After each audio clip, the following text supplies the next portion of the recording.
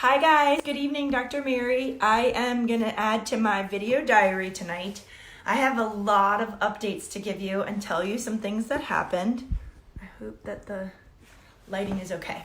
All right, so yesterday, I have been on a roller coaster ride of emotions, very similar to each of you through the day. I get really excited about what's happening in the medical world and watching doctors, potentially take this therapy and bring it into the hospital. And then I crash to the ground when I find out the truth that really they're just placating the patients, families, and maybe me. I don't know. But let me tell you what happened. Yesterday was the meeting.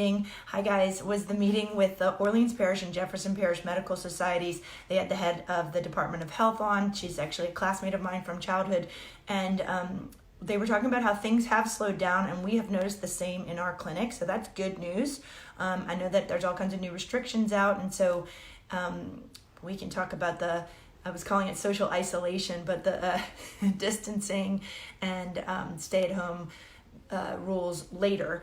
Today, I just want to update with you to say thank you so much, Sophia LeBlanc Thomas. She's the head of the Nurse Practitioners Association, and she came and did her journaling today at the Remedy Room and gave us a voice, hopefully, to the national news to talk about the benefits of high-dose vitamin C.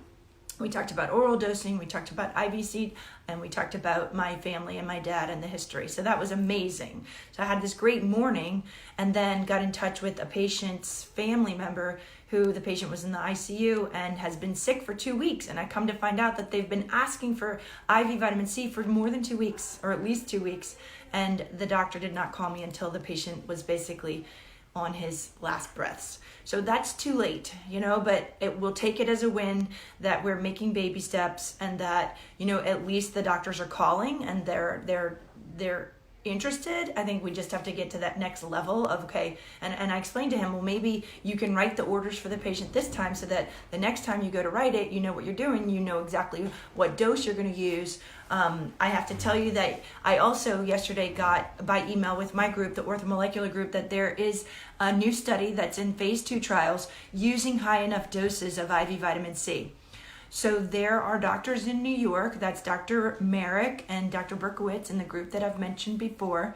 They are using 3 grams every 6 hours intravenously, and that's very smart because they're keeping a steady dose. My only concern with that is that these patients are really very inflamed, and so I think they need a loading dose. Just like we load everything else in medicine, we give people a higher dose of Zithromax when we start, and then we lower the dose for the rest of the days. We do the same thing with hydroxychloroquine. Why not do the same thing with IV vitamin C? Give them a loading dose of a few grams.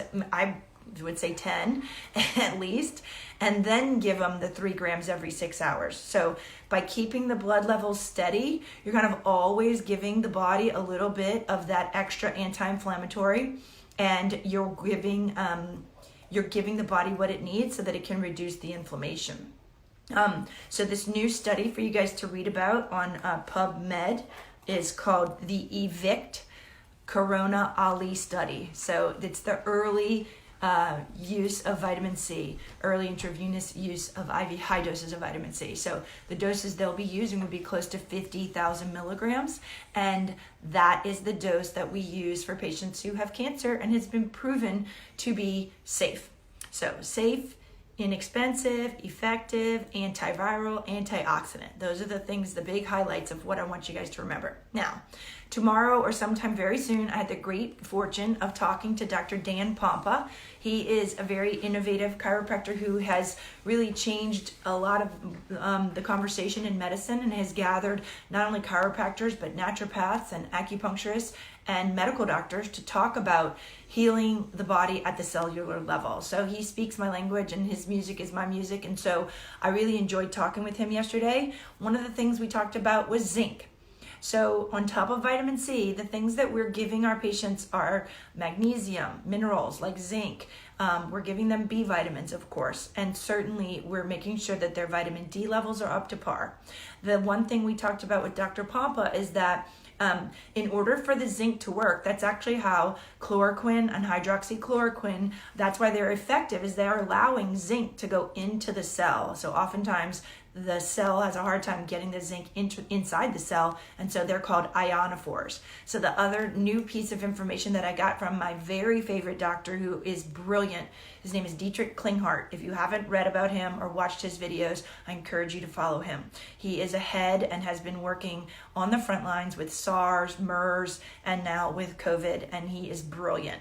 And so some of the things I learned from him today are that EGCG, which is in green tea, is also an ionophore for zinc.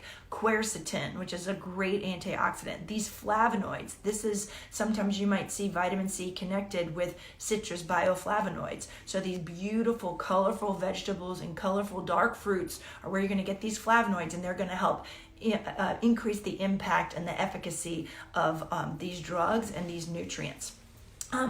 The other thing that I learned about and was reinforced that we are also asking our patients to do is to add melatonin. Now, his doses are much higher than most of my patients have heard. I tell my patients anywhere between 1 and 50 milligrams to start with. I have a lot of people tell me that they have really colorful, sometimes not so positive dreams. And so you're activating that pineal gland. You're actually those dreams are a good thing. I would encourage you to keep a journal. I would encourage all of us, I need the lesson for myself to journal more and to write more, especially during this time. 1, we're going to be releasing stress, and 2, we're going to be kind of, really documenting everything that that's happening for us. This is a new earth for sure, and a new time, and like we all are witnessing that we really are. It's amazing to be able to be alive during this transition in this time. So who knows what's going to happen, but we're starting to learn to get comfortable with uncertainty and be comfortable with, we don't know what's next, and just living there for a moment and not trying to get out of it so fast. Let's just be here. So that brings me to the next topic, which is the breath. So I have to thank my friend Jack Fontana and say I left the office today and screamed at the top of my lungs after I got off the telephone with this doctor who, I felt like he was really just calling me because he told the family he would call me. I don't think he had any intention of writing for vitamin C. So it's a wake-up call for me of like, we have a lot of work to do. But I screamed at the top of my lungs, and I just had to remember to come back to my breath and release that stress. So the good for me, it didn't stay in my body. But the best last little tip that I have for you tonight is your breath, of returning to the breath, focusing on your breath, taking as deep a breath as you can and exhaling a little bit longer than what your inhale was and getting all of that air out. And then the other great tidbit was about protecting you by closing your mouth when you go to sleep at night. So a lot of us are breathing in and out of our mouths, especially when we exercise at the park too, but when we go to sleep as well. Mouth breathing can actually increase your cortisol levels and increase your stress levels, and obviously changes the pH. And so it's a really simple trick is, I don't want you to go out and get tape and tape your mouth shut, but there are little things you can get on Amazon. I don't remember the name brands, but you can have them kind of put a little pressure to close your mouth and breathe through the nose.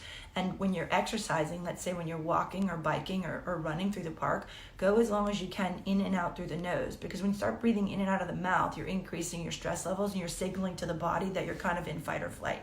So melatonin, zinc, what else we talk about? EGCG, quercetin, and breathing through your nose and releasing stress, journaling.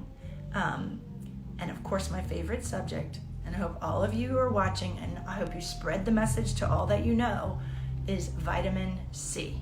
Okay? We need this antioxidant. I appreciate you watching. I appreciate your support. We're getting some great videos of our patients. We are seeing them get well in front of our eyes. There's my nurse.